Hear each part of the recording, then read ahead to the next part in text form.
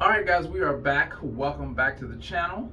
It's your boy CMB checking in. And guys, I wanted to talk about a fight that was announced a couple of days ago by His Excellency Turki Al-Sheikh. I didn't get around to talking about it earlier. Some of you guys know I'm out here in Niagara Falls, kind of, enjoying myself for the 4th. But His Excellency Turki Al-Sheikh announced that David Benavidez, the 175-pound WBC champion, will be defending that title for the very first time against none other than Anthony Yarde. Now, if you didn't know, David Benavidez did not become the WBC 175-pound champion the traditional way.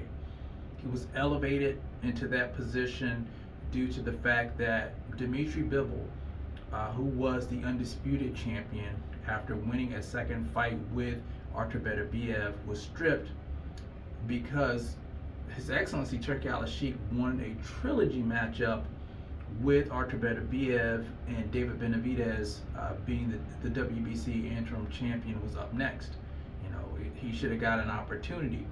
He didn't get the opportunity. Like I said, he got elevated, and of course, people are calling him "quote unquote" the email champion, which I get. When you don't fight for a title, that's the name people are going to give you.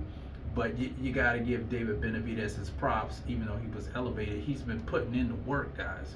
He's been putting in the work. You guys know he wanted that fight with Canelo Alvarez back at 168. For whatever reason, Canelo Alvarez did not want any smoke with David Benavidez, and David Benavidez kind of gave up on it and decided, I'm just going to make my own lane. I'm just going to make my own lane. And he was on a tear at 168. Say what you want about David. He was beating guys like Kyron Davis, beating guys like Caleb Sweet Hands Plant, beating guys like Anthony Durrell, David Lemieux. He even beat who else was it? Demetrius Andrade, who a lot of people thought that he would give David Benavidez a boxing lesson. He did not care. He had smoke with everybody. He did not turn down fights like you see with a lot of guys. He went toward the smoke. Even when he moved up to 175, he fought Alexander Vasek. He won that fight. He went to war. He went to war with David Morrell. That fight, if you hadn't seen that fight, that was one hell of a fight. It should be on YouTube here.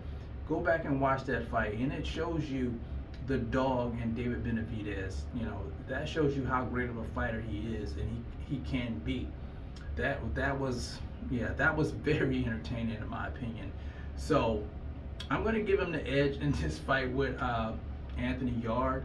I like Anthony Yarde. I think he's a dog. He's going to come to fight, but we know Anthony Yarde tends to have stamina issues in the later rounds, and I think David Benavidez, he has that motor. He's a volume puncher. He's going to keep coming straight ahead, and he's just ferocious, guys. You guys know the ferociousness of David Benavidez, so I'm definitely giving him the edge in the fight. Now, am I disappointed he's not fighting Dmitry Bivol? Yeah, I am. I'm sure a lot of you guys wanted to see him fight Bivol, and I'm sure he would rather fight Bivol for undisputed, but I think his time's going to come. Now that he's working with Turki Al-Sheikh, I think he's going to get his opportunity. His day will come. Some guys, they just don't get their opportunity until late. And Davis, like I said, he's a proven fighter, and I think he should get his shot at becoming undisputed at 175 pounds. But anyway, just wanted to get my 2 cents on that, guys. I'm leaving today, so I need to get packed. I got about less than an hour before I have to check out. But you guys let me know what you think about this fight. Do you think it's an exciting fight? What do you think Anthony Yarde's chances are? And would you rather see him fight Dmitry Bivol instead of Dmitry Bivol going into a trilogy with Artur Beterbiev? You guys let me know how you feel about it in the comment section. It's the CMB.